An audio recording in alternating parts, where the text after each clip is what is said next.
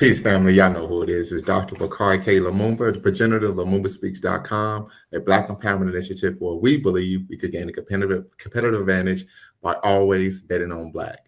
Back in conjunction with Beacon Online Network, the Pan-African social media extraordinaire, in the home of African-centered news and information. We have a great show for you all where we're going to be interviewing Sister Ekemini Uwan.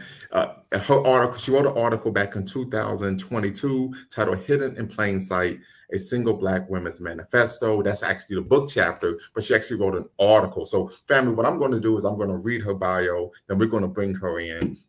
And please forgive me, sister, for butchering your name, but Ekemini Uwan, right, is a public theologian, international human rights activist, and co-author of the 2023 NAACP Image Award-nominated book, Truth's Table, Black Women's Musings on Life, Love, and Liberation. And I have that book right here, family. Got it right here.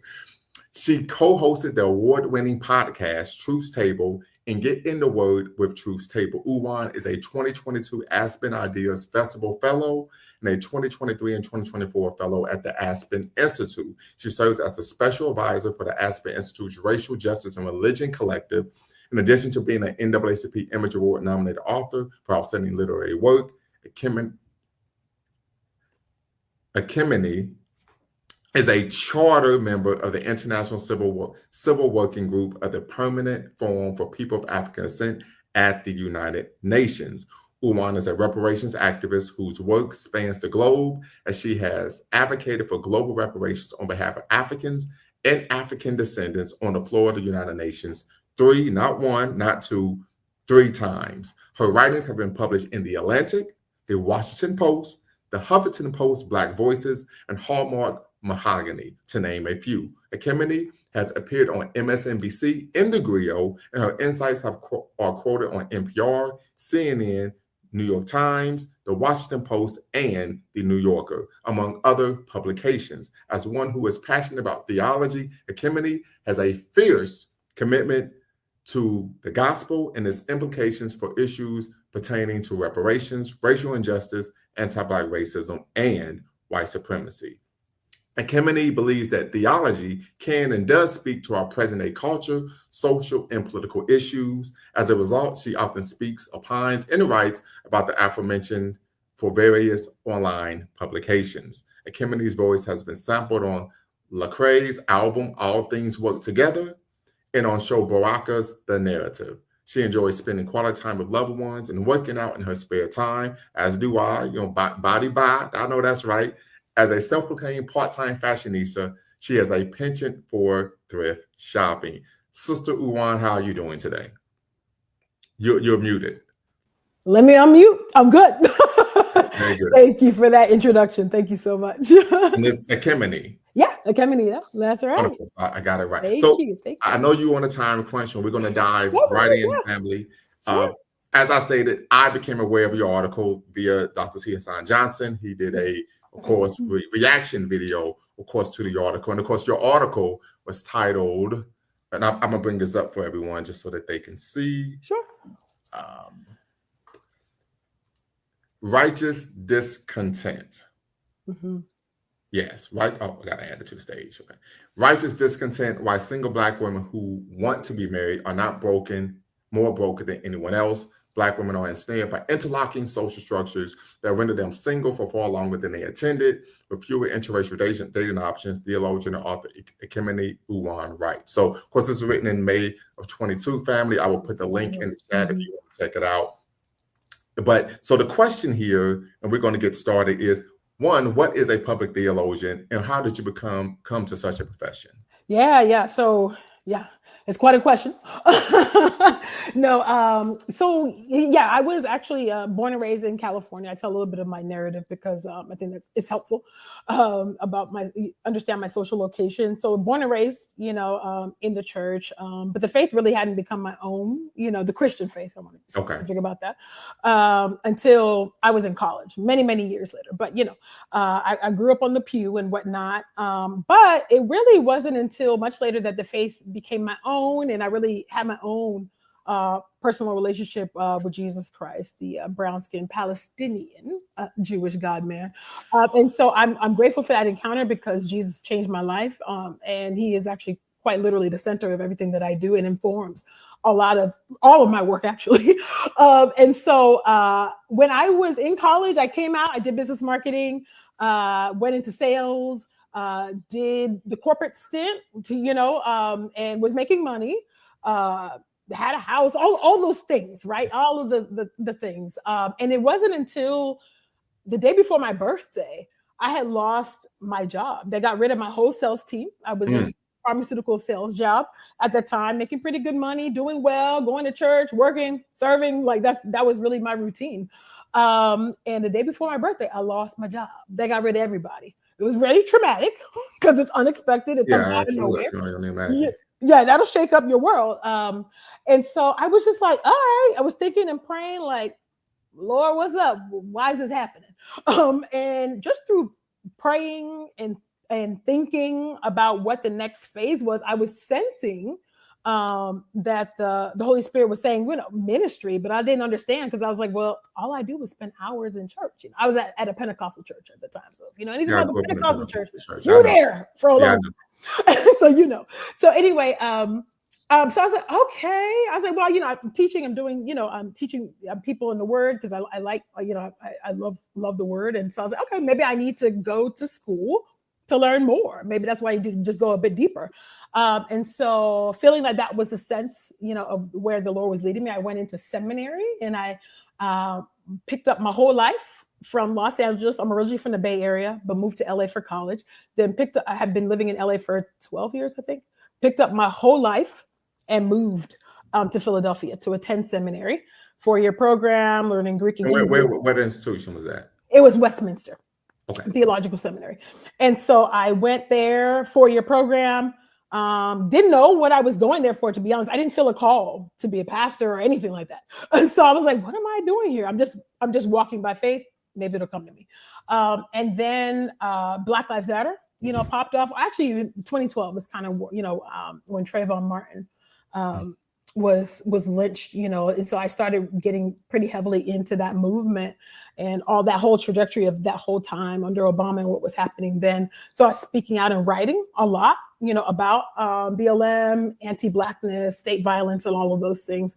And then people just started asking me to come and speak and talk about the intersection of faith and justice and all these things. And before you know it, this is the path, that was laid out for me, was in public theology. And so when I think about public theology, it's God talk in public, right? Making sense of the issues, pop culture, politics, anything that we face in these days, and trying to understand, okay, where, as a Christian, what is God saying about this? How do we think about these existential crises? Does God care? All of those types of things. Those are the types of answers or questions, that I help people think through. And I do that through writing. I do that through my podcast, Truth Table. I do that through getting the word with Truth Table. I do that through writing books, all of those things, contributing to books and all of those things. So, and speaking of books, so what led you to write the book chapter, right? Righteous Discontent, Why Single Black Women Who Want to Be Married, or the article, which of course is a derivative of the chapter. So what led you to write that? Well, so it's not really that deep in that the book was published through Penguin Random House, and when you're trying to promote a book, when the publisher wants to promote the book, they will they want you to write op-eds, right? So just to get some chapters into an actual national headline, so that it creates buzz, people buy it or want to read more. And so it's been a couple of years now. So I believe that they and at that time I was writing more op-eds. At that time the industry was a bit different with freelancing. It's just changed a lot since then. But anyway, back then, that was back when people were still writing a lot of op-eds, for different orgs. And if I remember correctly, I think it was the PR team that pitched out our book to different publications. And I think they came back, I think News One came back with an interest, I think, in my chapter specifically. And so formulated really, really just a condensed version of the chapter for News One. If I remember correctly, I believe that's how it came about. Okay. So you in the chapter you discuss dating gurus who you are double-minded. What do you mean by double-minded?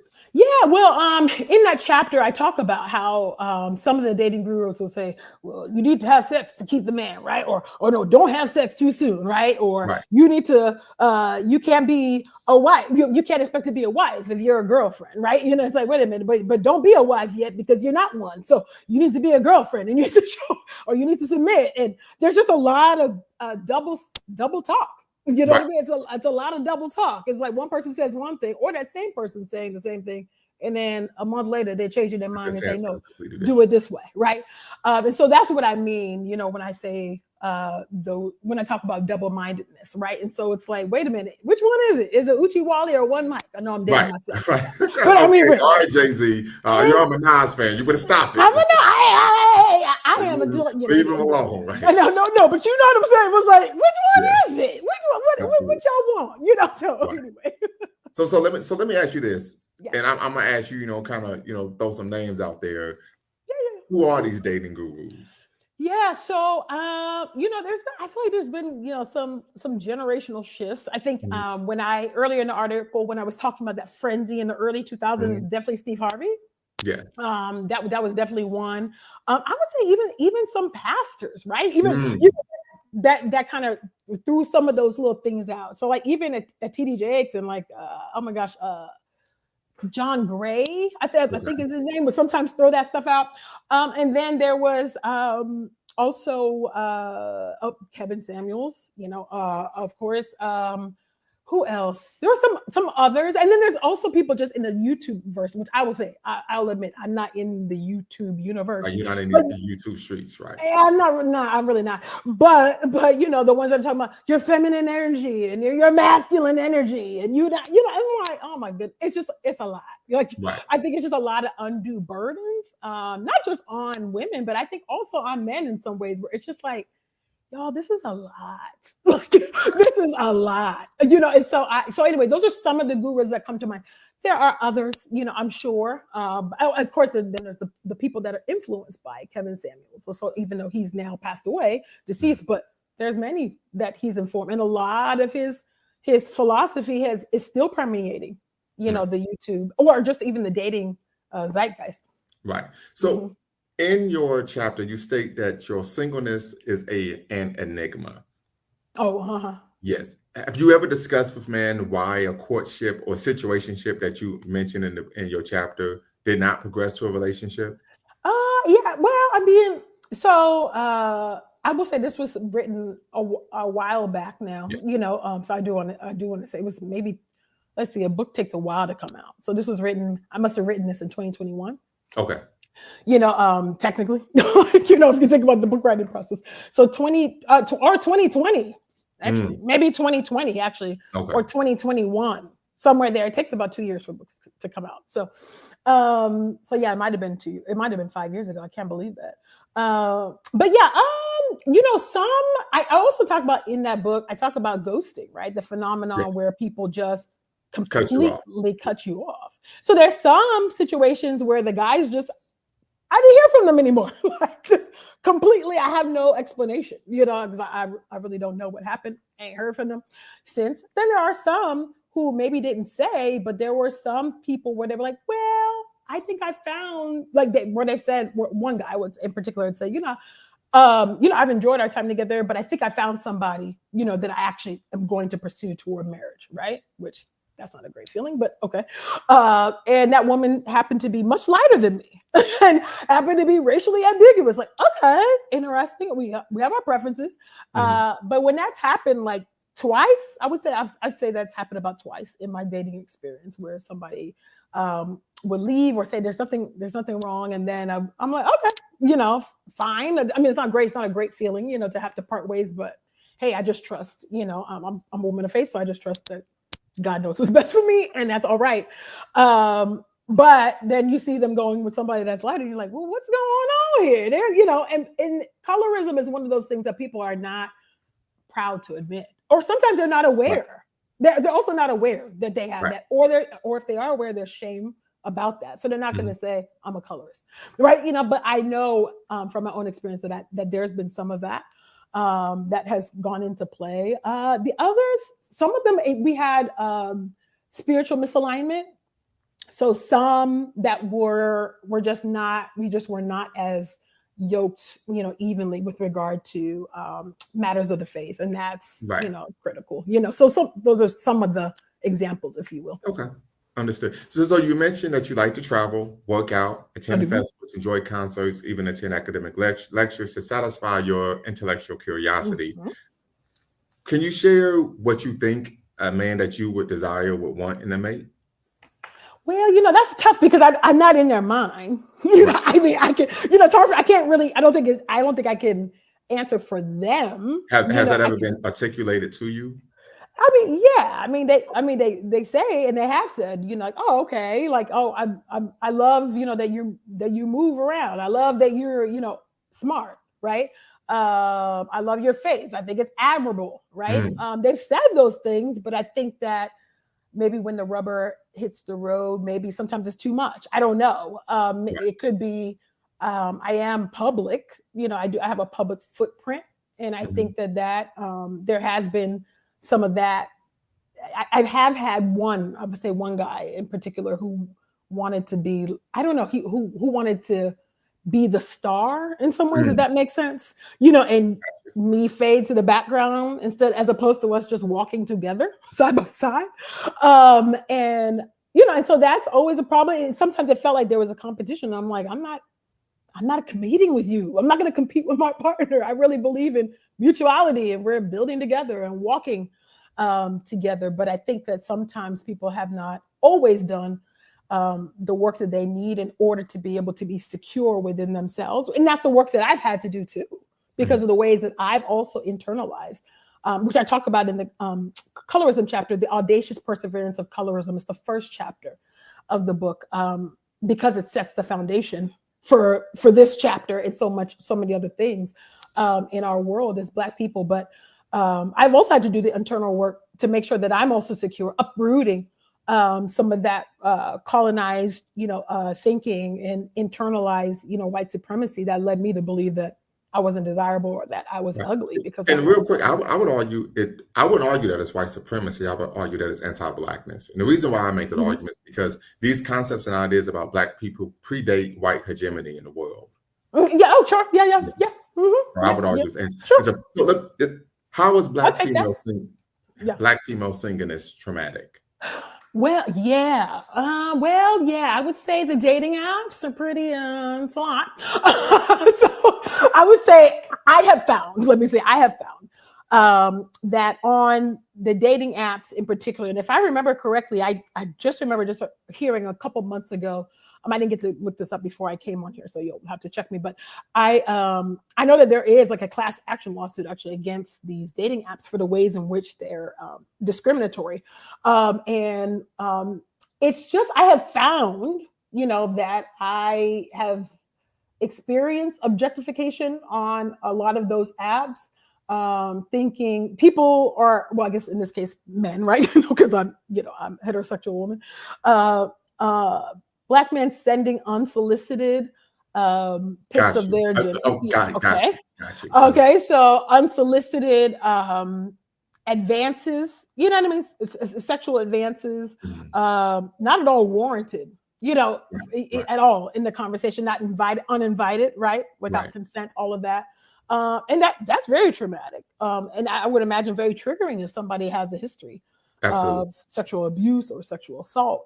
I don't, thank God, but that's, it's still not okay. Right. So those are just some very basic, or maybe not basic, but some very clear examples, of things that not only I have experienced, but also girlfriends of mine. I've heard the stories. You've heard the, okay, you're right, so you aren't the only person to tell me this. Yeah. Is polygamy a solution to Black female singleness?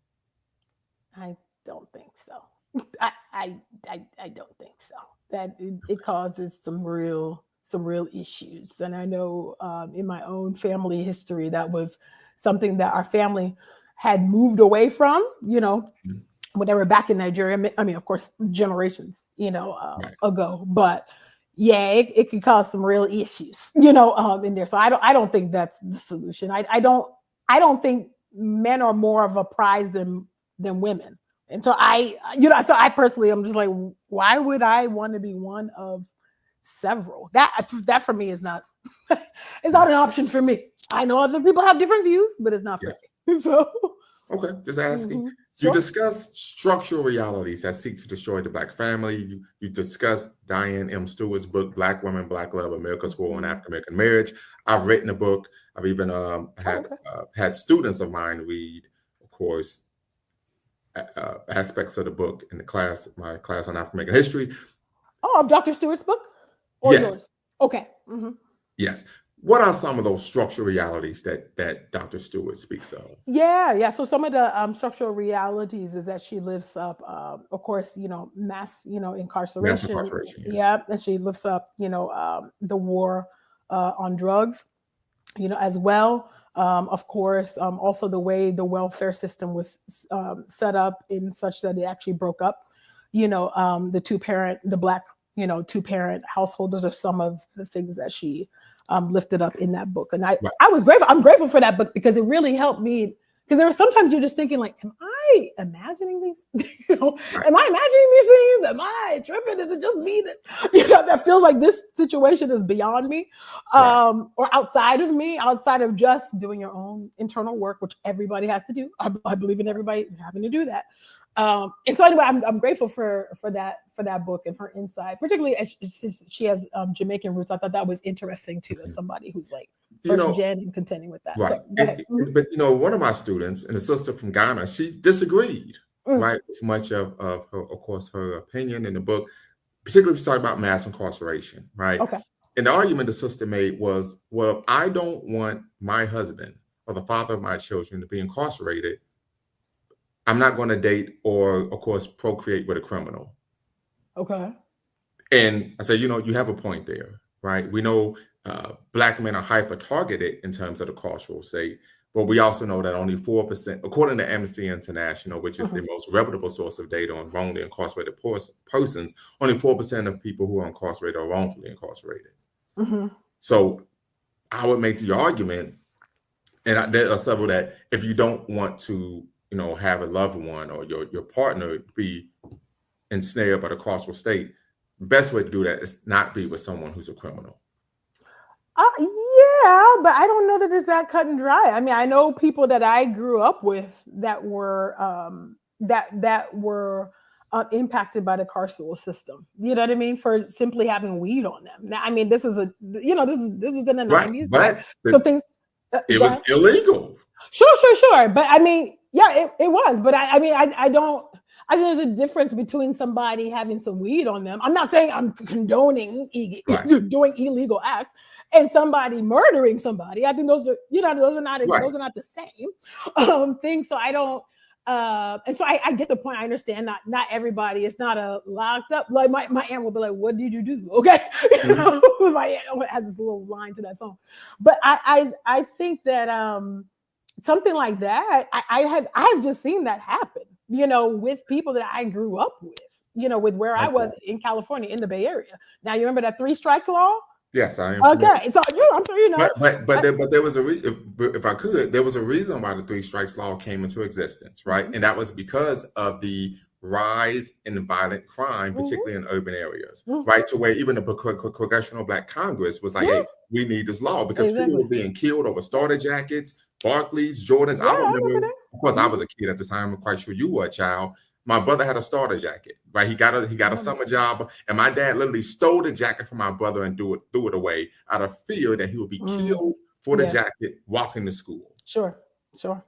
Right. So that was a real thing. Yeah, I'm not denying I guess part of the issue, and of course we still got questions we got to get through, is the concern with providing care and comfort for individuals who are engaging in criminal activity, primarily against Black people.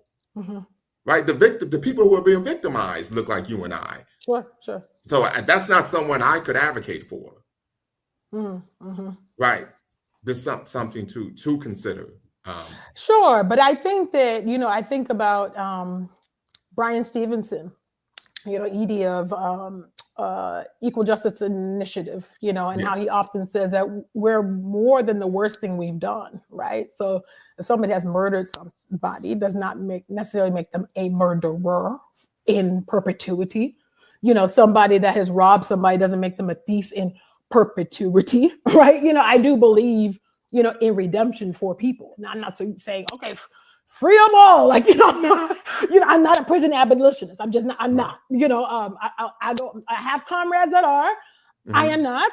But I do believe that it's a case by case, sort of basis, and I can't deny the fact that when I was going into colleges, the data shows that my Black male counterparts were being ushered into those cages, right?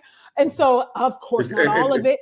That was because the overwhelmingly individuals were engaging in criminal activity. Sure, and when you're speaking to someone who was a former miscreant, right? So there were times where I was being ushered into cages because I was committing knowingly and wantonly violating the law.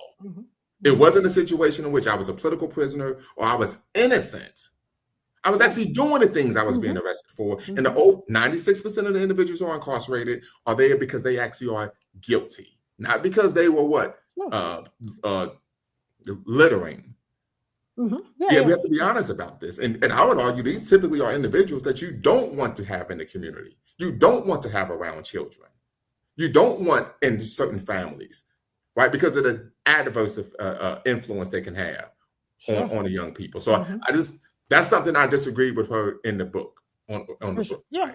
Yeah. I mean, but you didn't write the book, so nonviolent offenders. To me, I would say that those need to be evaluated on a case by case basis, and I'm glad that work is actually being done now. Right, that's happening. Or at least beginning to happen. I'm sorry, in some states to correct for some of the. Right. And are you familiar with broken windows theory?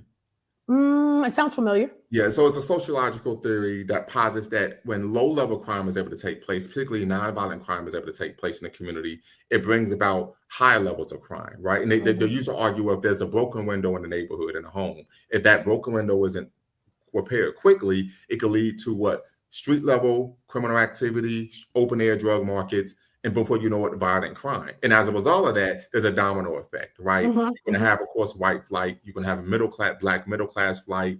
That will lead to a dwindling tax base. So now you have underfunded schools where receive a inferior education that ensnares them to be trapped into low-wage jobs. So we see that there's a domino effect here, right? So this is just something to consider. But let's get back to the questions. Some would argue, and Dr. C. Hassan Johnson made his argument that the structural issues that, of course, Stewart mentions in the book, mass incarceration, premature death, miseducation, etc., are secondary and maybe even tertiary to Black women, as these issues primarily adversely affect Black men. Is it possible to say that this is an example of appropriating issues that primarily affect Black men? I don't think so. And that's because, in the words of Lucille Clifton, I believe that we are each other's magnitude and bond. So there's a symbiotic connection between Black male and Black females, right? This could be mother-daughter, it could be mother-son, it could be niece, auntie, you know what I mean? And even if not, we're still connected to one another. So what harms the other will somehow have an effect on the other, on the counterpart, right? If Black women are not well, then Black men are probably not well. If Black men ain't well, then Black women won't be well either. So it's symbiotic. And so I wouldn't want to bifurcate that in those ways. That's not to diminish, the direct impact, that Black men experience, but I would never want to divorce, ourselves from Black men in that way. It's just not the way that I think about our own connection. Okay. You cite Stewart once again, stating that most heterosexual Black women in America today, whether parenting offspring or not, are single by circumstance, not by choice. The issue is not Black women not valuing marriage, but the shrinking demographic of Black men available for marriage. Can you elaborate on this? Yeah. I know there's plenty. I know some Black women that don't desire marriage, and that's fine. That's their prerogative. And then I know many that do desire it, and yet they still remain, unmarried. Some of those women are open to dating outside of their race, and they are still, in the same predicament. Again, that kind of goes back to some of the stratification, of course, but the racial stratification, but also even on the apps, right? And so the way that they will suppress the profiles of, say, Black women, over against others, or they will funnel the profiles of those who are maybe not as stellar or whatever, toward Black women, and then push up the profiles of those that have maybe a stronger profile to others, and so there's even some bias and stratification within the whole dating app world in and of itself. But then just outside of that, in the real world, Black women tend to be, unfortunately, last chosen, right? Yes. And least desired. And so even for those, because some people will be like, well, you just need to open up, open up your options. And there's more out there beyond Black men or whatever. Okay. I mean, and if that floats your boat, go for it. But that is not that's not a magic pill. Interracial dating is not the magic pill. And that can sometimes. And you tend to find a number of issues in interracial dating as well, where the person is, has some anti-Black views, and that's a whole nother conversation for another day. But. Exactly. No, you finished my sentence. And I actually saw that a lot through the likewise. Okay, exactly. Particularly during that George Floyd. Like I said, we could have a whole nother long conversation. It's a whole other conversation. But with regard to Black men, I think that there are. So here's the thing. I think it is sometimes. It depends on where you are too. I think that your options can be better depending on where you are in the country. I do believe that, and I know that I've experienced that. So I said that I was born and raised in California, left there, over 12 years ago now. It's been a long time. I can't believe it. And I've been living on the East Coast since. My dating experience here on the East Coast has been significantly better, than it had been there in California. Much more options, more frequency of dating and whatnot. And for that, I'm grateful, right? And my choice and my desire is to date only and marry, a Black man. And so who's a Christian. Yes. Mm-hmm. And so, yes, absolutely. Yeah. So that's for me. But I'm not persuaded by the other arguments that say, hey, if you open up your dating pool, then you'll have these options. I mean, that's not what I desire. That's not what I see for my life. And so I'm like, I want to be with a Black man. That's who I'm going to date. And if that works out in the end and that ends in marriage, great. If it doesn't, then honestly, that's great too. I really do just trust, I'm just living in a place of just contentment. I'm just, hey, if it happens, that's wonderful. If it doesn't, then that's wonderful too. I have a full life. I'm doing a lot of important work that I'm proud of, and purposeful work that I care about. Okay. In your article, you argue that desirability is a structural issue. How so?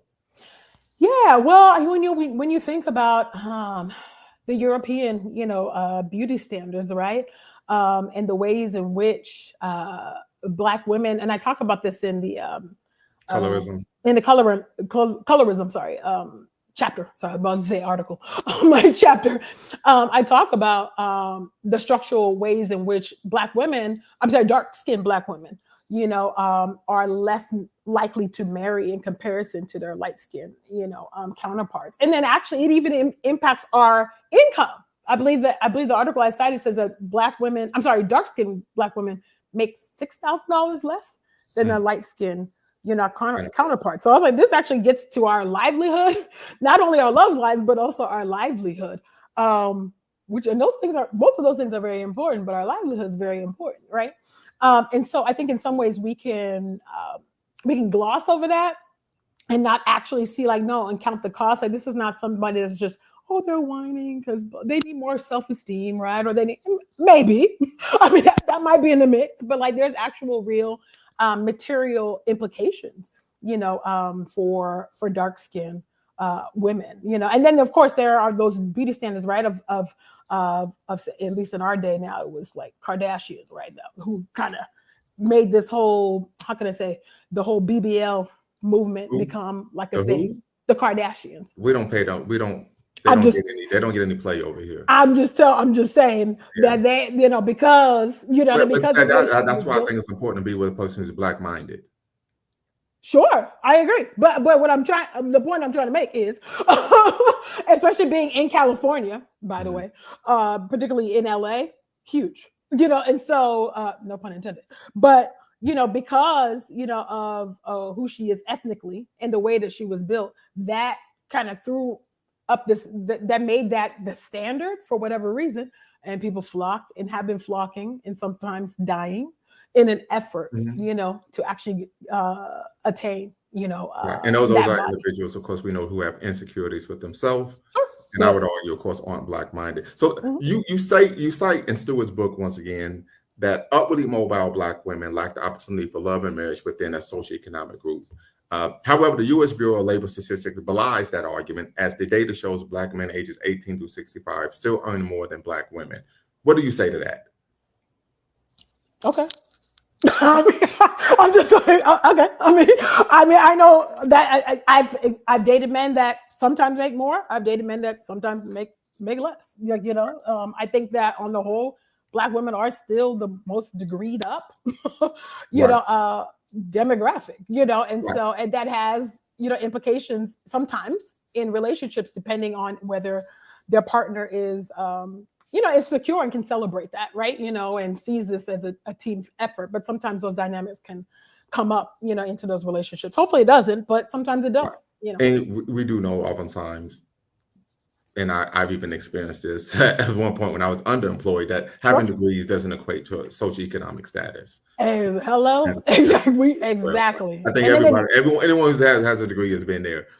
Hello. So what are the weathering effects of white supremacy on Black women's bodies? Yeah, well, we could talk about, the maternal mortality rate, where Black women, I believe, are 2 to 3 times more likely to die, giving birth. You could talk about even as recently, now that there's been a lot of talk about perimenopause and menopause and how Black women go into menopause much earlier, than their counterparts, and the symptoms of menopause are more intense, and they and they're in it much longer, than their counterparts. And of course, we know about the breast cancer rates, how Black women oftentimes are diagnosed much later, with a much more severe form, of cancer. And so that's also why I work out a lot, because I just don't want, I'm trying to, as much as I can, as much as it depends on me, combat that. My father died at a very young age, and he unfortunately was the victim of medical apartheid. And so part of the reason why he's not here today, and died at such a young age of 46, is because of the lack of medical care, attention, and treatment that he was supposed to get within the hospital system. Right. You discussed the overworn stereotype of the strong Black independent woman.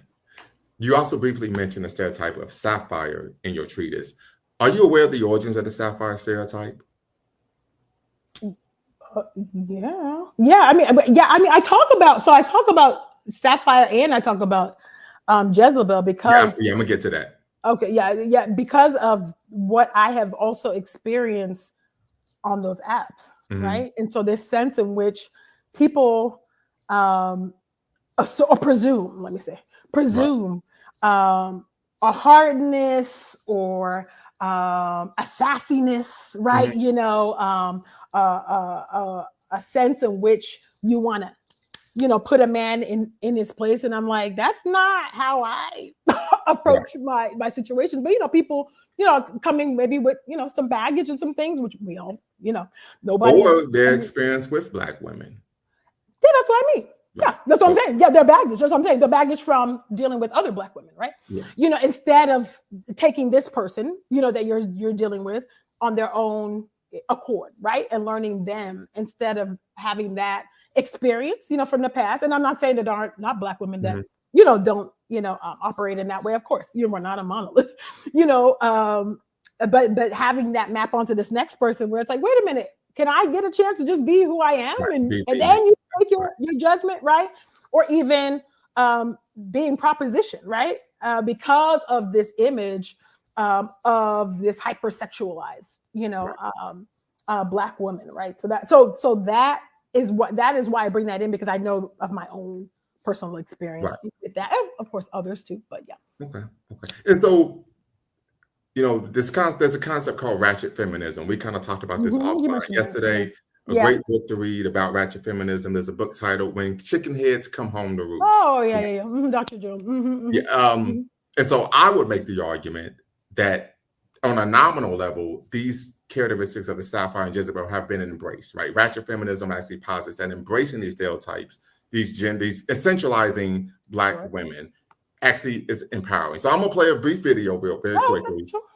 You probably haven't seen this before. It's going to be an eye-opener. We did a show on ratchet feminism and ratchet masculinity, right? We talk about Hoochie Daddy show. Zaddies. Okay. And then we have a conversation about does this play a role in Black women being perpetually single? Sure. Let's see. So we add this to the stage and let's go. Let's see. Yeah. I could get mine. All right, here we go.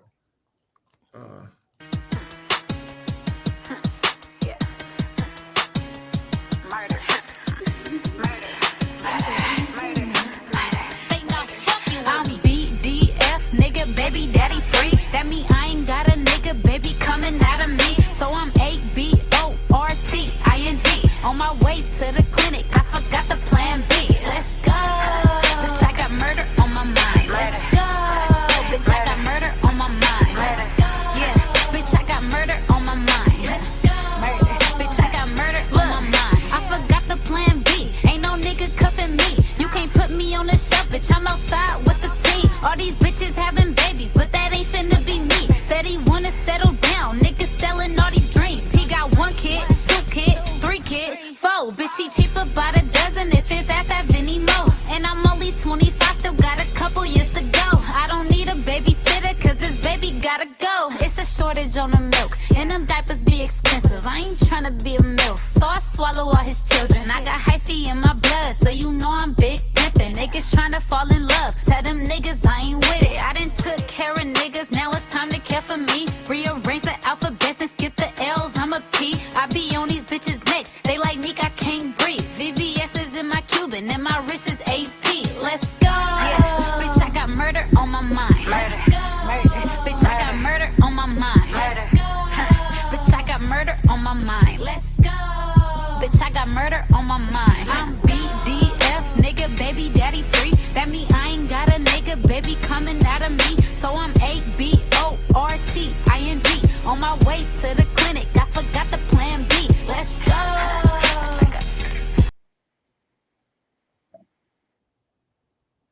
So I don't know if you've seen that.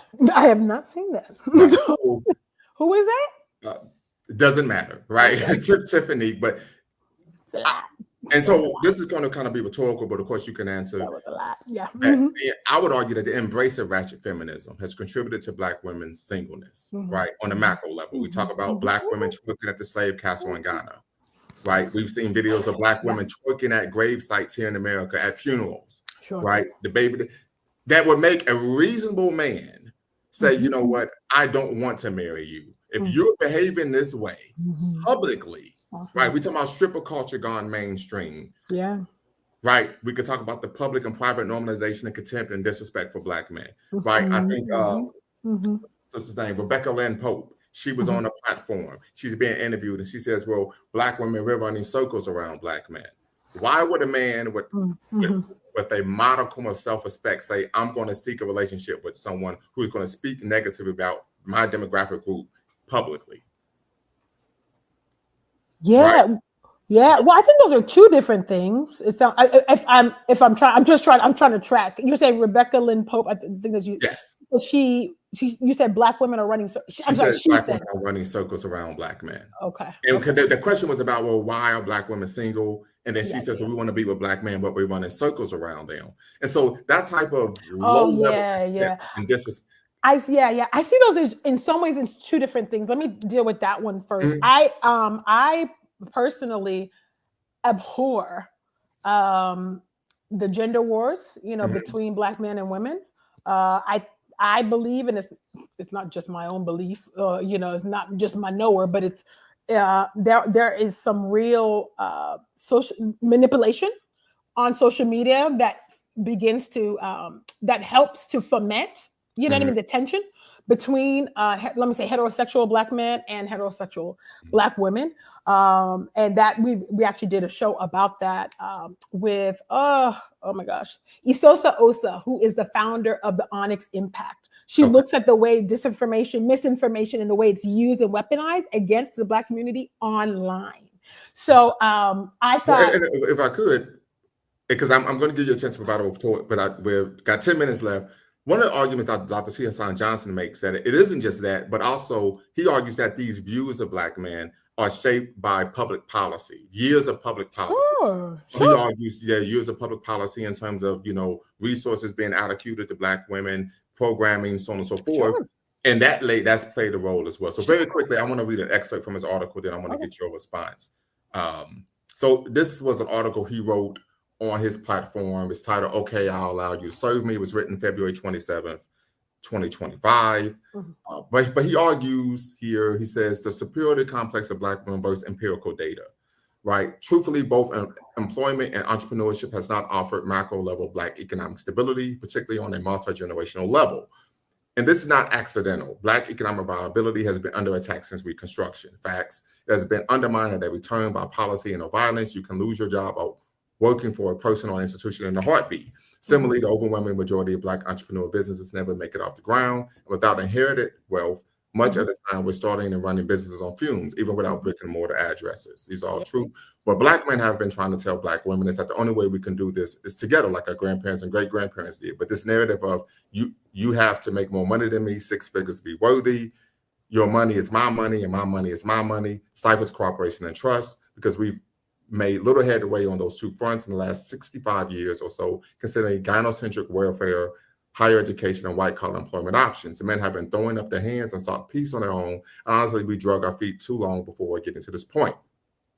He argues, so this was a video. They're bad. They cheat. They don't care. I'm with the white boys. My favorite thing about white men? Nothing. Right, so he talks about the contempt for Black men, impalpable. There's another video here. Let me see here. Y'all back. Let's see here. This is of course. Just to let you niggas know, we don't need y'all. We don't need y'all. Right. So he makes the argument that even now, when they make videos on social media talking about the value of Black love, they mainly talk about self-serving interpretation of traditional relationships where men provide resources, while they fail to mention even consider what they would reciprocate in kind. They voice that they want Black men to do everything, including shovel snow, provide chauffeur services, babysit, fight off strangers, deliver meals, randomly buy her gifts so she can show off to her girlfriends, provide so that they can quit their jobs, do nothing at home. This is what they think traditional housewives do. Anticipate her moods and preemptively prepare to make her feel good, perform blind-blowing sex, but only on her terms and time schedules, give unending emotional labor by providing non-advice-based listening for indefinite periods of time, buy her houses, provide sperm on demand if she wants babies, except that she may pre-plan divorcing you afterwards, only to hit you up for child support, even for babies you may have never wanted, cook meals, raise the children from previous relationships while they pursue other ventures, fight or attack previous baby daddies. He calls this pit bullying, buy cars, buy expensive jewelry, bags, and shoes, offer prenuptial agreement, free marriages, pay for expensive trips out the country, routinely take her on expensive restaurants, pay bills, of course, and be lovingly supportive if and when she wants to leave you arbitrarily. This also means stay readily available to take her back when and if she wants it, and abandon anyone you may have met in the interim to prove your love to her. She says, few men are interested in being anyone's temporary life raft, only be discarded the next time she thinks somebody has a boat. Right? So I don't think this is not representative of you, but a lot of the things he talked about in his article, I do a lot of work with Black men. They've shared these things with me, that these are their experiences with Black women. And I would argue that when I talk to Black men, they like, it's not colorism, it's their behavior that makes me say, I would rather just be by myself. The contempt, the disrespect, the audacity to ask me for money, and we just met. Right. And so I would argue as a Black man, 41 years old, I've experienced a lot of things that he mentioned in this article. Literally, not figuratively, not theoretically, literally. Like I've been part of black manhood initiatives, rights, and yes, I've experienced all of these things, right? And so I would argue that this plays a role in why we find Black women having the lowest marriage levels in this country, right? Part of it is, of course, having children out of wedlock, then expecting another man who's actually responsible to raise children. Most men that got any type of self-worth or value aren't going to do that, right? That's going to play a role, right? The pit bullying. I met a sister when I was working on my doctorate. She was in law school who wanted me to go fight a guy because she said after they had sex, he ghosted her, even though she was engaged to a white dude. Right. So the low level contempt and disrespect, the lack of value, right? Shaquille O'Neal, I mean, of course, he's an athlete. We don't like to cite entertainers, but he talked about his experience. You open up to a woman, you tell her something in confidence, and then she throws it up in your face and tries to hurt you with it. I've talked to over 100 Black men. I did like a pilot study. Every single one of them told me the same thing, to the point my mother even told me, don't open up to a woman because she will use whatever you tell her against you. These are reasons why men are saying, I'd rather just be by myself. Or there's a presumption that if they date women of another race, that maybe they don't behave that way, right? And I wouldn't say that's true, but there's at least a presumption, right? Sure, yeah, but I think that there, even in that presumption is, I think, some anti-Blackness, right? There's not, or let me say misogynoir, right? In that people are, what they watch, what they take in shapes them. It shapes what they believe. That's not right. I mean, I'm actually deeply disturbed by that video. I'm still stuck on that video. I ain't gonna lie to you. I mean, it's very disturbing. Like, you know what I mean? You're murder on your mind. Seriously? You want to kill an unborn Black child? As if our population is not dwindling? I mean, what's happening? You know, it's just like, what is going on? You know, that's one. Two, I think that we have, in some ways, really lost recipes within our community. So I'm not disagreeing with you that that's a problem. That's a big issue, you know. But I think that there is, I think, love of neighbor and love for self says, let me take each person, you know, for who they are. And I think I agree with that. I'm just saying, it's because I can give you a million examples of how other Black men have done me wrong. Right. I'm not going to do that though. Right. But all I'm saying is, on a macro level, it will lead some people to say, you know what, I would rather just be. And listen, and guess what? The same thing could be said of Black men. Yes. What we have to understand though is that who owns these platforms? But I'm not talking about platforms. I'm talking about but it shapes people. It shapes us. Being on this phone 24/7, Gen Z, this shapes us. Well, but we're not talking about Gen Z. We're talking about people. No, but think about it. What you showed me intracommunally since the 60s. Yes, but I'm telling you that you showed me the examples that you lifted up. Yes, you said your anecdotals, but you showed me clips from, I believe, TikTok, YouTube, maybe Instagram. I don't know. Maybe that was in there. But what I'm saying is that these platforms, they incentivize that type of content, you know, to our detriment as a people. These people really exist. It's not makeup. It's not make believe. I'm not saying what you didn't experience. You didn't experience. Absolutely. I'm sure you did. And I'm sorry that you did. I think it's terrible. It really is. But I think that we have got, at least for me, like, you know, I have such a deep commitment, you know, to not only believing that, no, there are good Black men that do exist. There are not, every Black man is not a womanizer. I just don't believe that. Every Black man does not have 4 baby mamas. Like, no, every Black man I know does not have children out of wedlock. I just don't believe that. Like, and I will not believe that. I refuse to believe that. I will always believe the best. Right. But the data shows that's not the case. So we got 60 seconds. So let's ask these 2 questions from the chat. Is the manifesto your manifesto from a global perspective or an American perspective? Oh, yeah, good question. American. Okay. Yeah. And the second question. Yeah, the colorism chapter though has a global lens. Because I talk about skin bleaching among Africans. Right.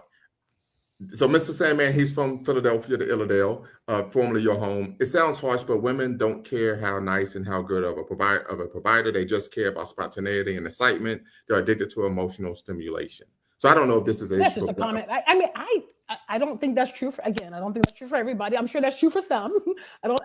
Women typically like stability, but maybe it depends on the age and stage of life that they're in, so. Yeah. But what we can say, and once again, just based on, of course, the empirical data, we are finding a lot of women, not just Black women, but here in America stating, well, I don't want to be married anymore because I'm bored.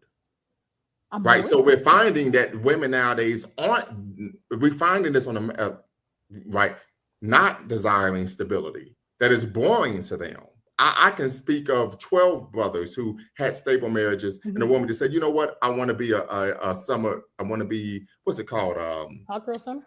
Hot girl summer now. Oh, you know what, doesn't matter, we got 3 kids and we got a mortgage, and so what? I'm out. It's terrible. Sad. So I know we got to do a hard stop. It's 4:00. I do. Great conversation. Maybe we could do a part 2 and to get more of the community to come in and ask you questions. But thank you once again for your time. Thank you. Thank you for having me. Thank you. Everybody be well, okay? Yes, we got to love one another. We really do. Okay. Right. Thank you. Take care. Bye-bye. All right, family. I'm going to put the link in the chat, and we could kind of have a recap on the interview, and then, of course, we would close out. So we could have a recap on the interview, your thoughts. Once again, the link to her article on News One I put that in the chat as well, so you can, of course, read that on your own time if you want to tap in and, of course, have a debriefing regarding the interview. I think it went well. We didn't get to all the questions, but she made me aware of the fact that before we would get started, she had to make a hard stop at 4 p.m. Eastern time. So, and we had about 3 questions left. So, but yeah, I think, as Dr. T. Hassan Johnson mentioned, of course, in his article, Black men are saying, no, we're not going to be in a relation with people who are just disrespecting us. And just because now you want to say, oh, you know what, we need you, we love you, then of course we can then couple. And I think that's the argument Dr. T. Hassan Johnson has made, right? He talks about pre-planning to divorce a man before they even have children. And then once they have children, that happens. I've experienced that, right? We talk about only to hit you up for child support, or expecting you to take care of children that aren't yours, or fight attacking previous baby daddies, this concept of pit bullying, right? That the relationship is only valued by what expensive luxury item you could buy them. The sister doesn't come off as the type of woman who engages in that type of thinking, action, or behavior. But we know on a macro level, this is a reality. This is a reality, right, that Black men are experiencing. I had a brother who is from Michigan, but he's halfway decent on a good day. And we were at the gym working out. He told me how he was trying to, he's looking to marry. He's dating his sister.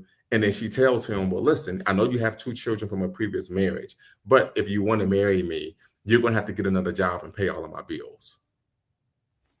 Actually told him this, right? So this isn't a social media driven issue. This is something that Black men are experiencing in their desire to couple with Black women. And we've talked about this before, but a snapshot of views, that this really is a Western phenomenon.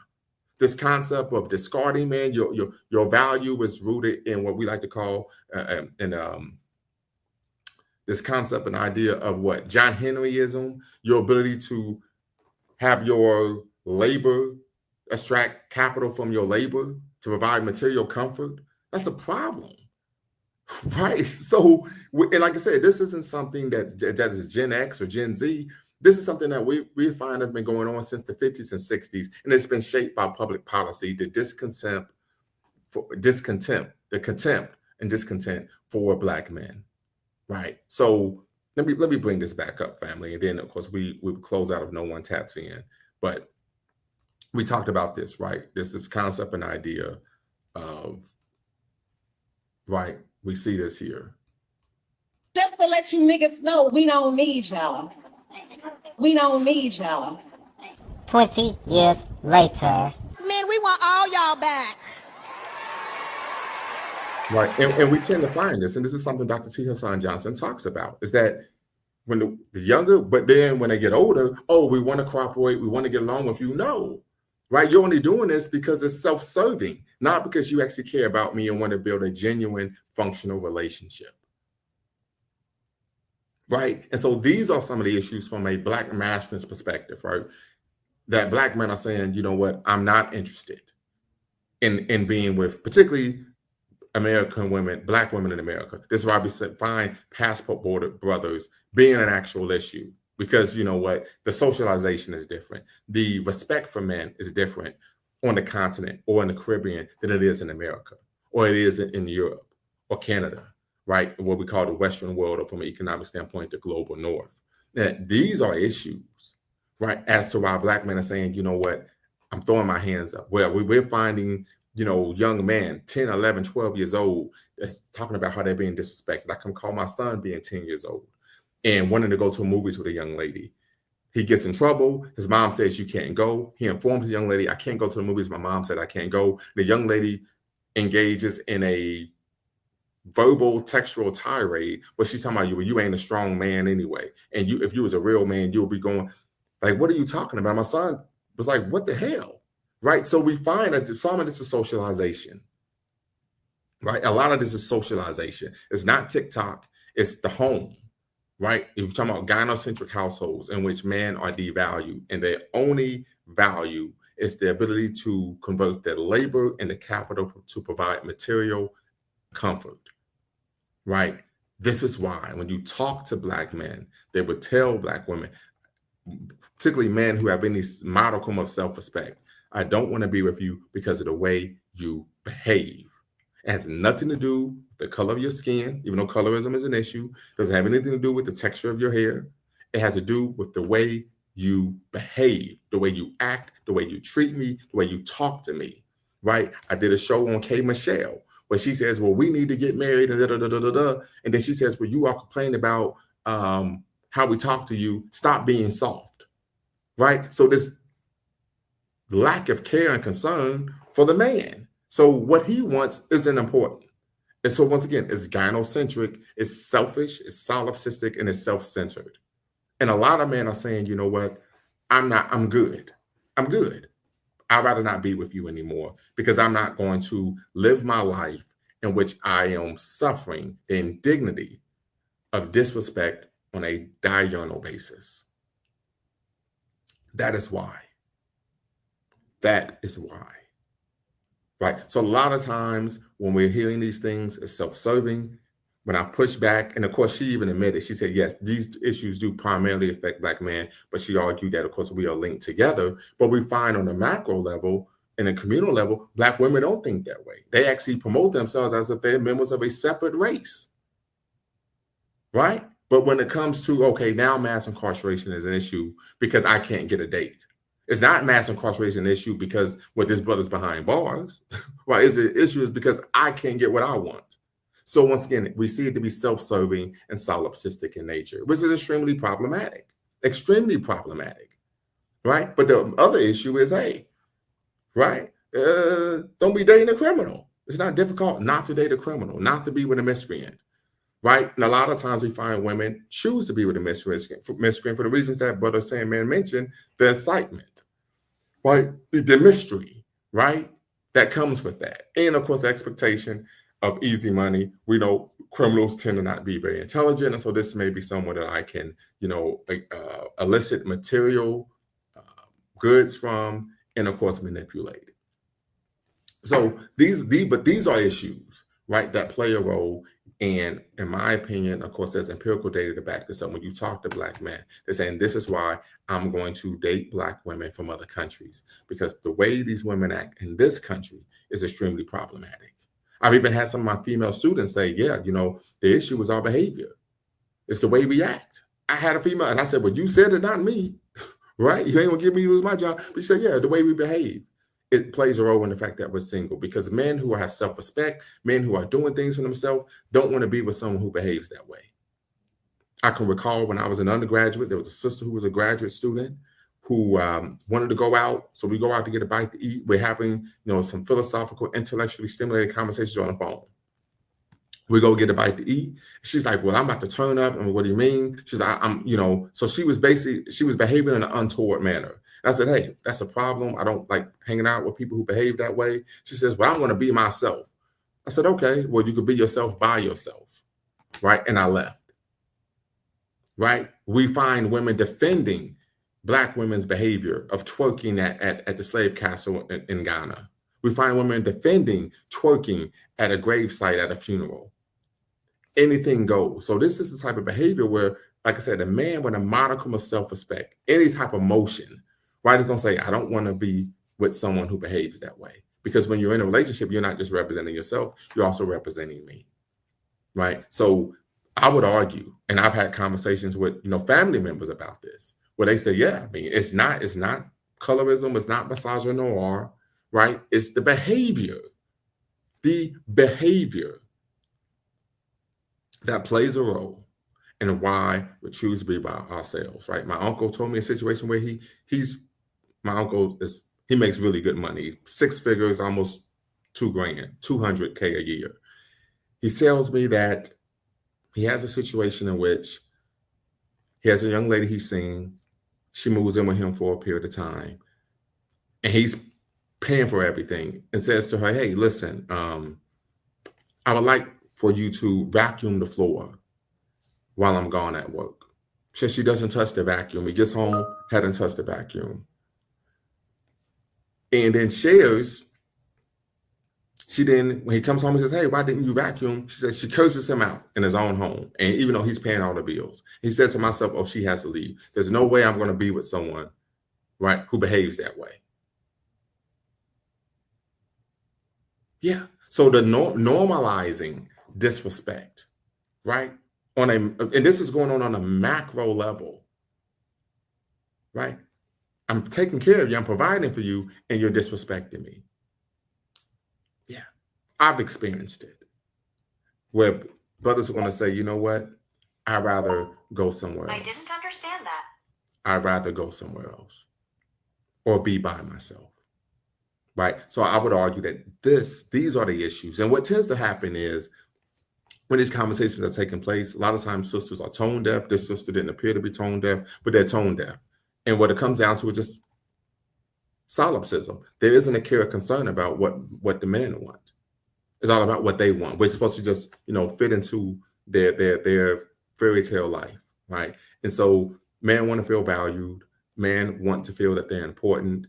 They want to be, cared about, right? Just like anyone. I remember I had a sister tell me, she said, I didn't even know men had feelings. Wow. And she had a son, right? So this isn't something that is just being promoted by social media. I would argue that argument plays a role in the lack of agency, a lack of accountability. No, these are real people saying these things in real time. It's just being captured, right?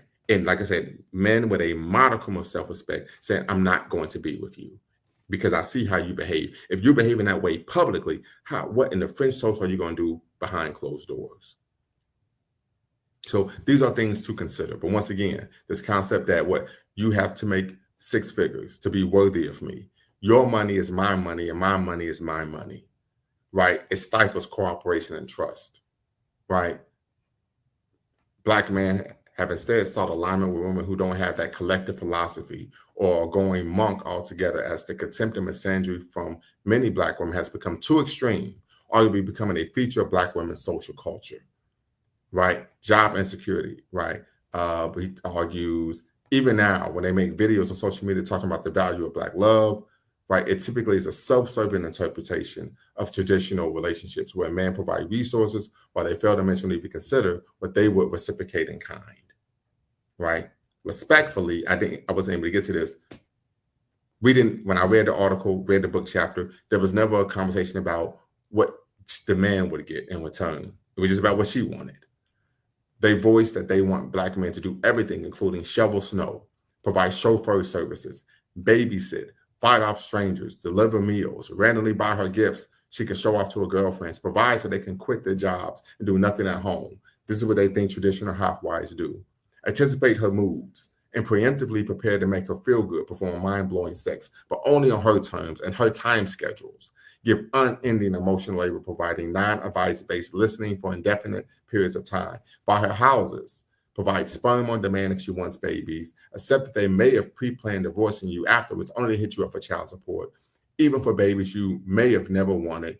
cook meals, raise their children from previous relationships while they pursue ventures, fight or attack previous baby daddies, as Dr. T. Hassan Johnson calls pit bullying, buy cars, buy expensive jewelry, bags, and shoes, offer prenuptial agreement-free marriages, pay for expensive trips out the country, routinely take her to expensive restaurants, pay bills, of course, and be lovingly supportive if and when she wants to leave you arbitrarily. This also means stay readily available to take her back when and if she wants it, and abandon anyone you may have met in the interim to prove your love to her, right? So I wanted to play this video where Dr. C. Hassan Johnson is responding to, he gives his critique of the article. I couldn't play this for her, so hopefully we do a part 2, but I'm gonna play it for you all. Fair use, fair use, fair use. To me like crying about how Black men's systemic trials merely hamper women's dating options. This smacks of how inconvenient a Black man's incarceration or death makes a Black woman's prospects for being taken to a nice steak restaurant. It sounds inauthentic, narcissistic, and self-absorbed, and I'm tired of it. I'm sick of decades of such reporting of Black men's systemic struggles being watered down through the annoying and inconvenient impact it has on women's dating and mating woes. It's incredibly dismissive and pandering at best, and diabolically misandric at worst. We don't just exist to be boyfriends and sperm donors, stepfathers and unpaid bodyguards, or worse yet, mannequin-like props to be used in her lifelong imagined wedding, the wedding she opts for over the actual marriage, because she never actually wanted to be married in the first place. She just wanted the white dress, the ceremony, and the ring, with him footing the bill, by the way, right? And when the divorce comes, fellas, that's just incidental, right? That's nothing to be taken seriously. Black women are ensnared by interlocking social structures that render them single for far longer than they intend, with fewer interracial dating options, she says. And then she continues on, about sharing her story. But my response to this is essentially that this is ridiculous and it's arrogant. And the one thing I will say that this article has added to the decades-long maligning of Black men and misreporting of our experiences, she actually appropriates Black men's structural issues, and she makes it about Black women. That's the interesting thing about this article. This is the only new component that I've seen added to this decades-long narrative of Black women struggling, right, in relation to dating and mating. Again, we haven't asked Black men shit. And when Black men started speaking up, there was all kinds of rage about what they had to say, which she only, dismisses without even addressing with any kind of particularity or specificity. But the one thing she did add is to now fully appropriate the structural issues that first impact Black men without acknowledging that it impacts them, without empathizing that it impacts them, without even talking about the structural reasons it impacts them. Shout out to Jim Sidanius. She absorbs them and appropriates them and makes them Black women's bane of existence. And yet Black men are still somehow responsible. It is the game that's being played. This is why this article is posted on News One and not just on her blog somewhere. But anyway, this is the kind of bullshit we up against. And that's why I entitled this video, "We Die, But They Can't Date." Because that's essentially how this is being reported. The issues that affect Black men in a very realistic way, that had over 1.5 million Black men missing a couple of years ago, is now conveniently portrayed by Black women in media as inconvenient to her dating options. Anyway, look forward to hearing what y'all have to think about this. Hope y'all are well. Peace. All right, family. So listen, tap in. The link is in the description. The link is in the chat. Tap in, be part of the conversation. I want to hear what you all think about the interview. And then, of course, Dr. T. Hassan Johnson's thoughts regarding the article, right? I think he was spot on. And of course, I asked that question to her, that this is appropriation. She says, no, we are linked together. But then, of course, later she did say this: these issues do primarily affect Black men. But that wasn't mentioned, of course, in the article or in the book, that these are issues that primarily affect Black men in a actual material way. That wasn't discussed at all. So when he talks about it being arrogant, when he talks about it being solipsistic, of course, I think he's on point there.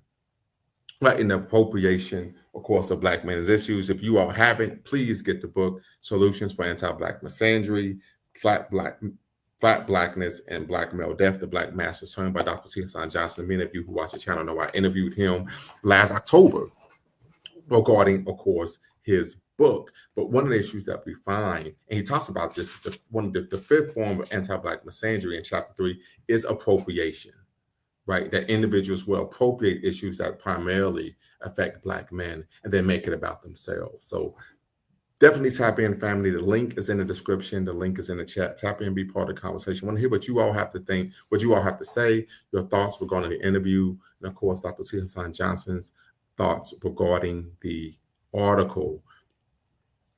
And then, of course, we could close out. But just once again, family, if you're watching, make sure you like, share, subscribe, hit that notification bell, thumbs up, thumbs up, thumbs up. And please be a blessing to the show. Support the channel here at, of course, Lumumba Speaks. As you know, you can always hit us up, Cash App, Lumumba Speaks, at Venmo, B Lumumba. And of course, you can hit the super chat as well. Mr. Sandman, what's the word? Hey, what's the word? Happy Pan-African Wednesday. Happy Pan-African Wednesday, brother. Yes, sir. Yes, sir, brother. Yeah, I had caught the tail end of that conversation, but I did hear what Dr. T. Hassan Johnson was talking about. I've heard him speak on that topic on a few different occasions. Mm-hmm. But yeah, it sounds like to me like the person that you're describing, and not to like broadly accuse all Black women of being this way or all women in general of being this way. You can't do that. Yeah, it sounds like the person that you're describing has like some type of psychological issues. Have you ever heard of narcissism? Yes, and that's the argument Dr. T. Hassan Johnson made. He said that this reeks of narcissism. Right. Yeah. Right. I mean, just for example, let's say, and we are brothers from a racial standpoint, even from an ideological standpoint. But let's say we were actually blood brothers, right? Uh-huh. And let's say you're my brother. We're outside as kids playing in the street, right? And you get hit by a car, and as a result, you have to have half of your leg amputated, right? But then I'm going around making an issue about me and the fact that I had to live with a brother who has an amputated leg rather than the individual, my brother, who actually has an amputated leg. Yeah. That's narcissism. Yeah. Well, if you do, I've done a little bit of research into narcissism, and if you look really deep into it, it's even more heinous than that. Even that description, they say it's like really close to being a psychopath. Well, yeah, they are. Well, they are that one of the DSM definition or criteria for a narcissist is the person lacks empathy. Right. Yeah. Yeah. Yeah, they're saying that they lack empathy, and they're insecure, and they use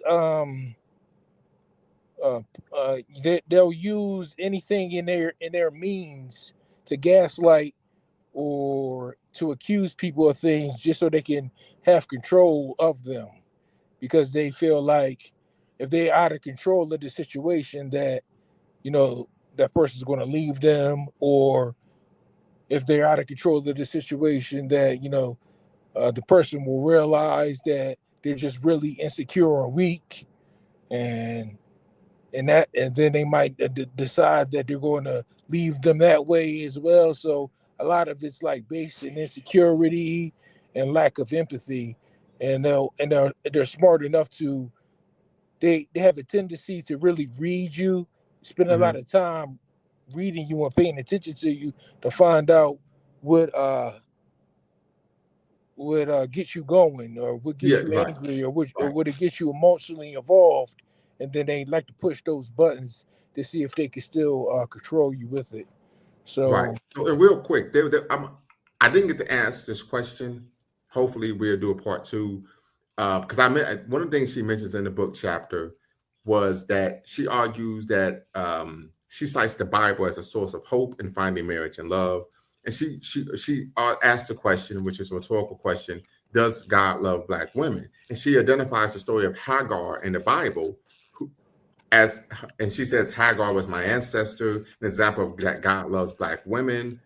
And I even made her aware of this, yesterday via email, that perspective is extremely problematic for several reasons. One, Hagar, according to the story, was a slave, right? But the second issue was the fact that this is a mythological story. It's not actual history. And you're identifying this person as your ancestor when the person never existed, right? And I said the second issue was, have you ever sought any African-centered perspectives on the issue of love and relationships? Yeah, that's right. Because that's an Abrahamic perspective, not an African-centric perspective. Right.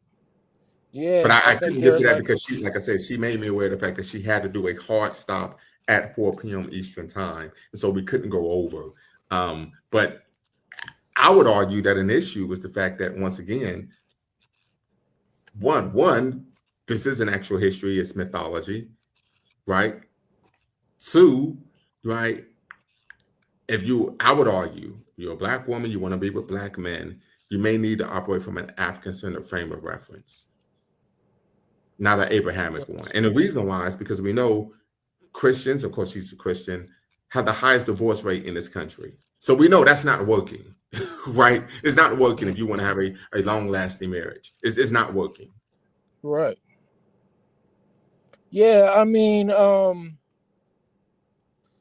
a lot of like ancient historians will tell you that Jesus did exist, whether or not he was the son. But the story of Hagar is relation to Abraham and Sarah, and we know Abraham was a mythological person. I mean, even Jewish scholars have admitted that Abraham was a mythological figure that did not exist. Oh, okay.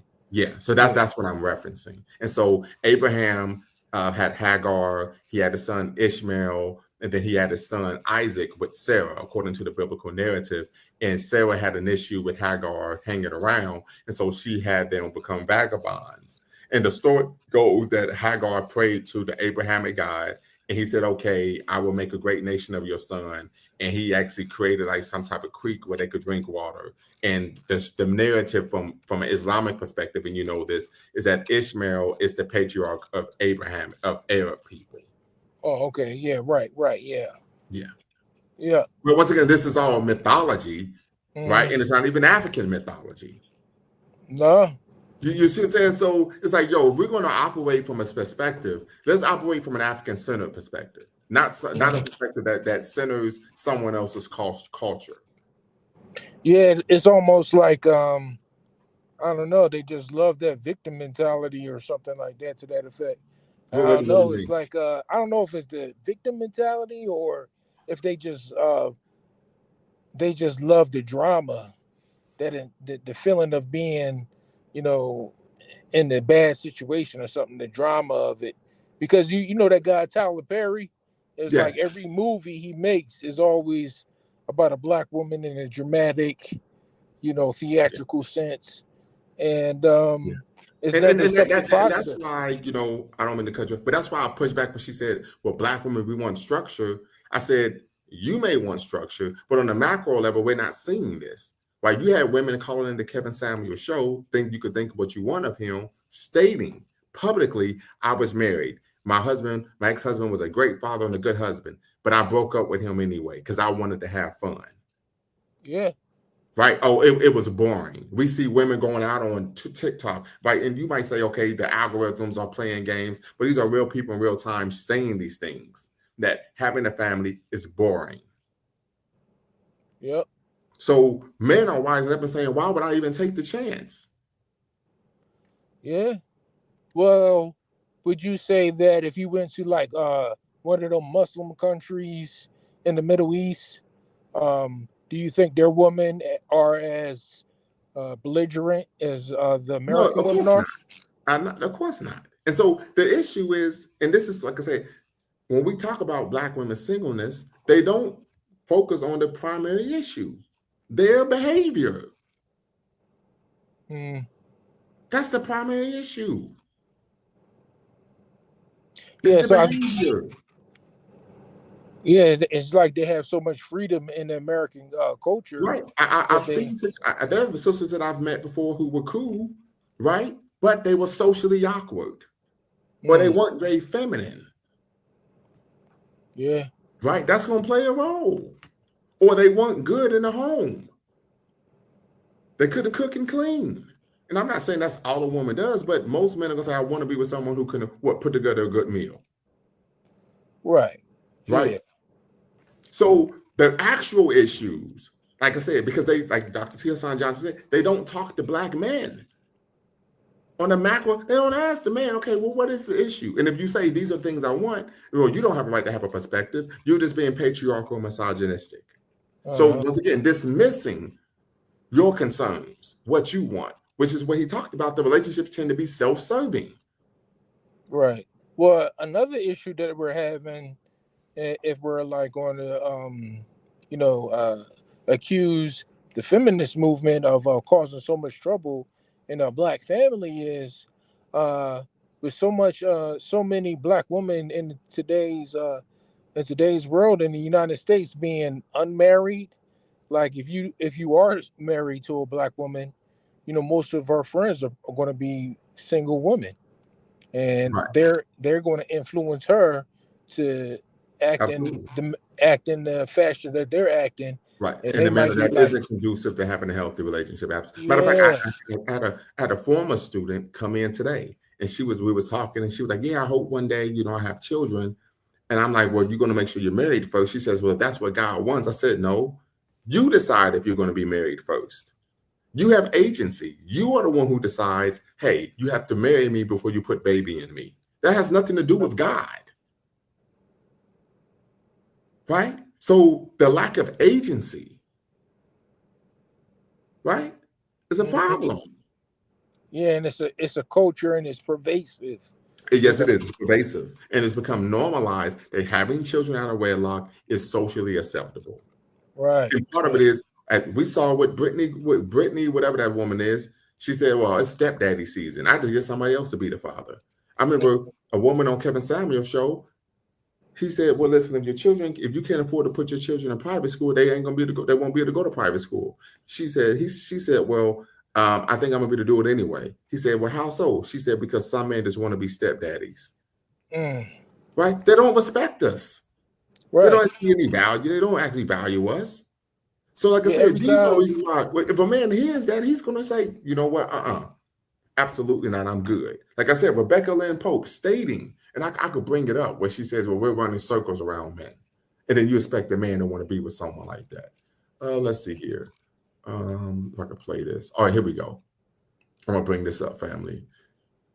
So you can see I'm not making this stuff up. And then they wonder why. And this isn't represented. Let's see here. This is Genius reposted this stream. Okay, I give thanks. And then they wonder why they're by themselves. I always tell women that say that they don't need men, I tell them, next time your car breaks down, make sure you call your girlfriend to come fix it for you. Right. So check this out. What do you think the challenge is that women are having, Black women in particular, when it comes to becoming a wife? Keeping it 100, yes. There's not enough eligible Black males who fit the needs of Black women. And that is a trope, right? Once again, it shows that it's self-serving, right? Because it's all about what they want, not about actually coming together and having a long-lasting, meaningful relationship, right? She said fit the needs of Black women. The second issue is it also is rooted in this form of anti-Black misandry that Dr. T. Hassan Johnson talks about in his book, rooted in this concept that Black men are socially incompetent. Right, I could bring it up here. This is on page, right? Because what we do, family, is informed by scholarship, right? So number 9, social incompetence. The 9th form of anti-Black misandry is social incompetence. Black men are often seen as failed patriarchs or incompetent beings. They are considered almost childlike beings who have to be managed by either dominant white men or strong Black women. From sitcoms to lived experiences, expectations of Black male failure have a deep-seated history in American culture and intra-racially in the African-American community. Tropes regarding failure stem from back to Black men failing to sufficiently resist European slavers, to failing to destroy the very institution of slavery in America. The failure is reinvented almost generationally when Black men suffer from unemployment, heightened incarceration, police-sanctioned murder, and a variety of other issues that prevent them from playing ideal familial roles. right? So let's keep going here. And that's on page 59. Women. By the time you dissect the demographics of finances, sexual orientation, what you end up drilling down into, because Black women tend to want to marry Black men. Right. So Black women are excelling. They're getting accelerated degrees, graduate degrees, doctorate degrees. They're starting businesses. Black women are running circles around men. Right. So guess what? No man with a modicum of self-respect is going to want to be with a woman who behaves that way. Here's the other issue. A lot of people say, well, Black women had to be, part of it is just, being masculine. Well, Black women had to be masculine. I work in the academy. I come across women of various racial and ethnic backgrounds who have PhDs, and they don't behave that way. They don't behave that way at all. Mm-hmm. At all. White, Arab, Latino, Jewish, and what it really comes down to is some form of nominal feminism. Yep. That's what's really going on here. So that's the issue, right? And like she stated, well, we're the most degree, but the most degree doesn't mean that you're socioeconomically you're doing well. That's a reality. Right. Yeah, I mean, and here's the other thing. I've come in contact with women who would talk down to men if they didn't make a certain amount of money. Dr. C. Hassan Johnson talked about that in his article, right? So it isn't like there are reasons for why Black women are the last married and the first divorce. And I'm making the argument as a Black man, 41 years, is their behavior. This is not a stereotype. It's a reality. And we've been dealing with it for 3 generations. Yeah, I can see where that's coming from. Yeah, I don't know. You don't find any woman on this planet running around talking about, I don't need a man. Not one. No, you don't. You don't find any other women on this planet talking about, I'm a strong woman. Right? I remember I was talking to a sister from Ghana once. I said, I was joking. I was being facetious. And I said, are you a strong sister, huh? And she said, I'm a woman. I'm not supposed to be strong. I could be powerful. I could be dynamic, right? But I'm not supposed to be strong. I'm a woman. Don't put that on me. That's masculine. I said, yeah, sister, I was like, I was just joking, but I appreciate the education. I would never say that again. She put me on game. Right. And Dr. C. Hassan Johnson talks about that this concept of the strong Black woman is also rooted in the invisibility of what? Of Black man's masculinity. Yeah. So the women are masculine because the men are effeminate. Once again, which links to what? Social incompetence. Come on, brother. This goes deep. Yeah. I wonder who is the author of these ideologies. Like, where's it? Well, a lot of this just comes out of feminism and Black feminist thought. Oh, okay. Right, and then you have different, offshoots. You have intersectionality. You have the social construction of identity. You have queer theory, like all of these, and then you have these derivatives that, of course, fall under the umbrella of feminism and Black feminist thought. I, of course, being in the academy, have read the literature, right? But that's where it comes from. With the concept of the disposable male is something that's rooted in feminist thought. That men are disposable, fungible. These are you could treat men like inanimate objects that you could simply replace whenever you feel like. Yeah. Right. So like I said, just you can't treat people this way and go out publicly and say this stuff, and then say, I don't understand why I'm by myself. Not only are you tone deaf, you also are solipsism. Yeah. Textbook solipsism. Lost. And when you hit as he said it in the article, Dr. C. Hassan Johnson, when the women are having these conversations, they never mention what would a man get in return. It's all about what they want. So it's one-sided. Right. Yeah. Yeah. So that's why when I asked the question, I said, you seem to be appropriating structural issues that primarily affect Black men. Oh, no, but, we're linked together. I said, really? I said, if the brother's the one who's his organs are laid out on the ground and he's been deleted by the police, or he's incarcerated for 5 years, he's the one who materially has to deal with that. But you're complaining that you can't get a date. Uh-huh. Right? Like, what the French toast is going on here? That's a problem.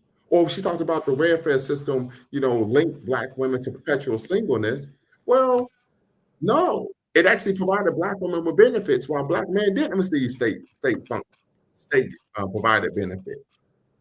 Yeah, I wonder how many of those brothers are locked up for not paying child support. Exactly.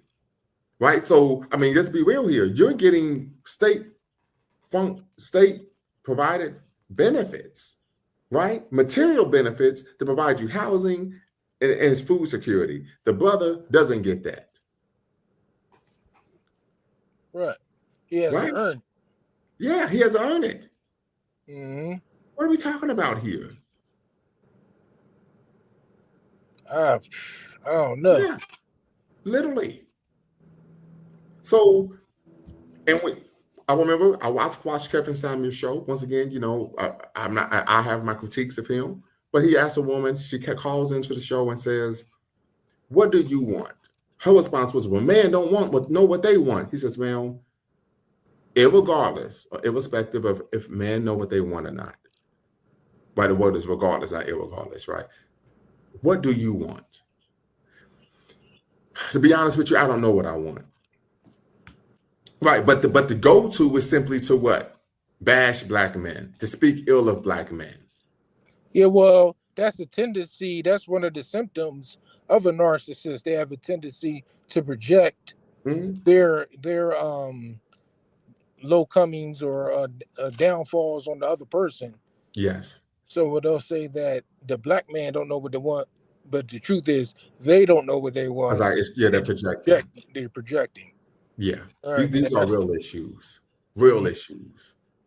I've dated sisters from the continent, and they're like, I don't know why Black women in America behave this way. Or they would tell me, hey, I got a cousin who moved over there. We don't want to come back home because she's been Americanized, meaning she's out of control. Yeah, that happens. Yeah, out of control.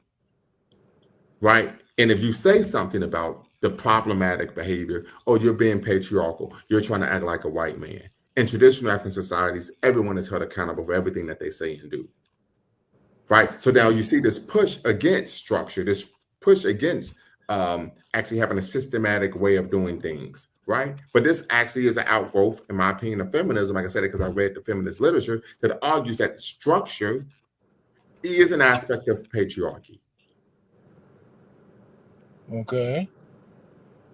So what are we talking about here? No man wants chaos in his own home.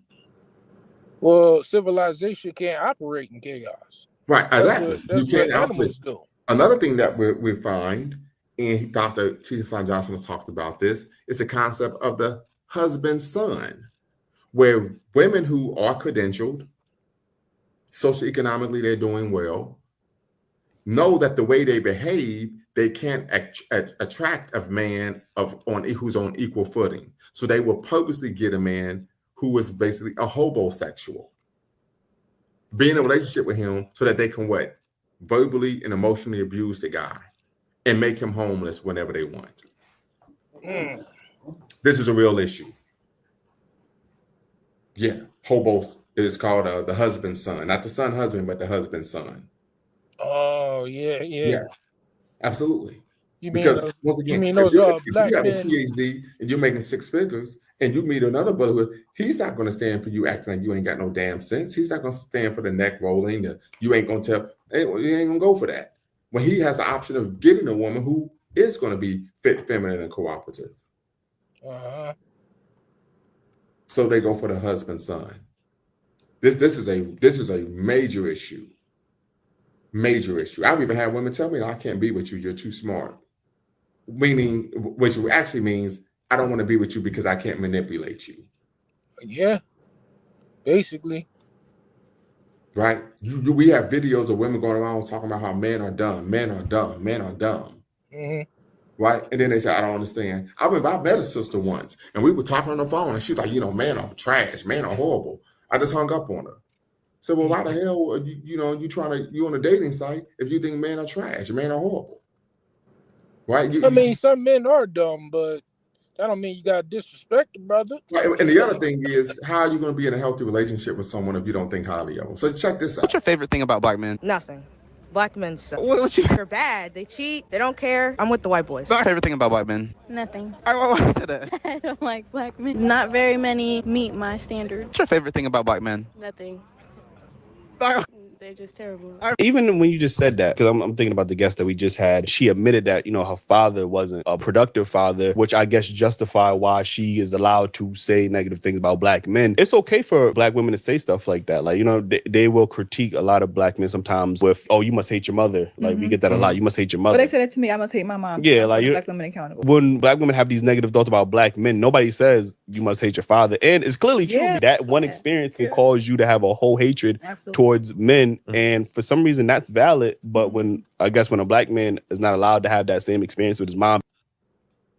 Right. So these are the issues that of course we're finding, brothers and sisters. And it's rooted in misandry. Textbook misandry.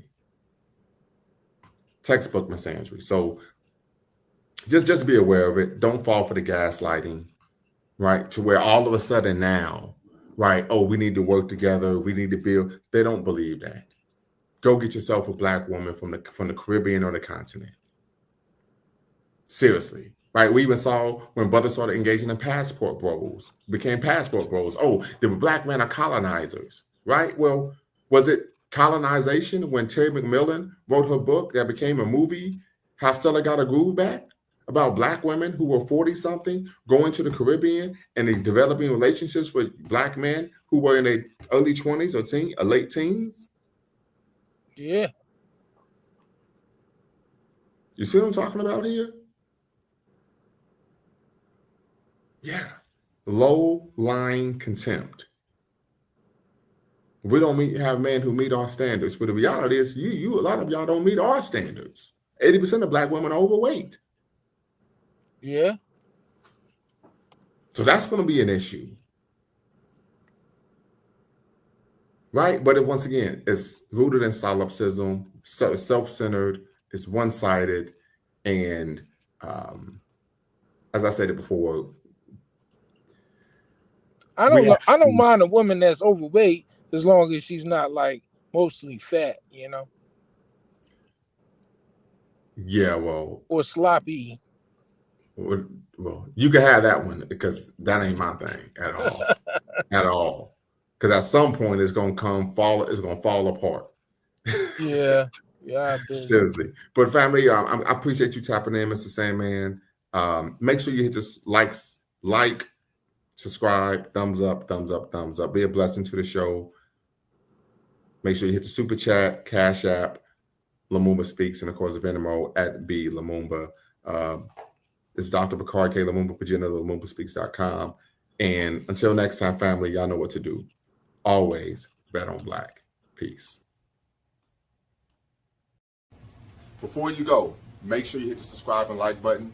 Thank you for supporting the channel. And remember, here at Lumumba Speaks, we always bet on black. Peace.